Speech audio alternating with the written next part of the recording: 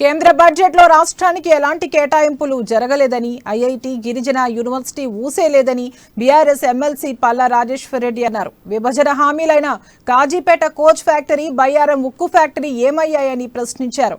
ప్రభుత్వ ఆస్తులన్నింటినీ అదానికే కట్టబెడుతున్నారని విమర్శించారు. సీఎం కేసీఆర్ సంపద సృష్టిస్తుంటే కేంద్రం మాత్రం ఉన్న సంపదను అమ్మేస్తోందని ఆరోపించారు. శాసనమండలి సమావేశాల్లో బీజేపీ ప్రభుత్వంపై పలు విమర్శలు చేశారు. తెలంగాణ రాష్ట్రం ద్వారా తెలంగాణ కేంద్రానికి కడితే వాళ్ళు మాకు ఇచ్చింది దాదాపుగా 1,68,647 1,68,000. మరి ఎక్కడికి పోతున్నాయి అధ్యక్ష పైసలు? ఎలక్షన్లు ఉంటే గుజరాత్ పోతే 1,25,000 కోట్లు ఇస్తారు. నిన్న దాంట్లో దరిదాపుగా 6,000 కోట్లు ఒక కేరళ ఊటీ అనే స్పెషల్ ఫండ్ అని ఇచ్చిండ్రు, కర్ణాటకకి ఇచ్చిండ్రు, అంతకుముందు ఉన్నదైతే బీహార్కి ఇచ్చిండ్రు, ఉత్తరప్రదేశ్కి ఇచ్చిండ్రు. సొమ్ము మాది, సోకు వాళ్ళది. సొమ్ము ఒక్కరిది, సోకు ఒక్కరిది అయింది అధ్యక్ష. మళ్ళీ ఇవాళ కూడా ఇవాళ బడ్జెట్ లో చూసిన వస్తుందా అని చెప్పి జీరో అధ్యక్ష.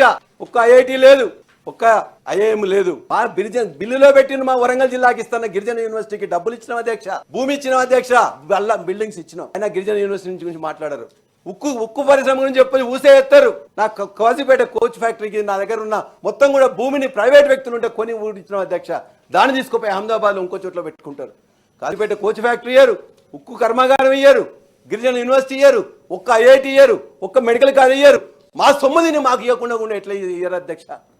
ఇది కేంద్రం చూపిస్తున్నది. అది ఇతర రాష్ట్రాలు మా పైసలతో ఇతర రాష్ట్రాలు బతుకుతున్నాయి అధ్యక్ష. ఏ రాష్ట్రం ఇచ్చిన పైసలతో మేము